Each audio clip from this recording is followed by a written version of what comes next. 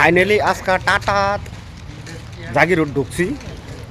ঢোকার পরে রুমগুলো যে দেখতেছেন ট্রেনের ডাব্বার মতন। এই যে প্যাসেঞ্জারগুলো আছে, হ্যাঁ, সাবির প্যাসেঞ্জার, সাহিল প্যাসেঞ্জার, সাতারের নামটা করতাম না। রুমগুলো মোটামুটি ভালাই আছে, একেবারে খারাপ না। এই যে এই যে বিল্ডিংগুলা রুম, বহুত মানুষ কাম করতেছে, হাজার হাজার মানুষ। আর আমরা বাড়ির বগুলো থেকে মানে জায়গা হয় না। তো আজকে কয়েকজন মানুষ লই আইলাম আর কি। আয়া হাইরা এই যে বিল্ডিংগুলো দেখতেছো, যে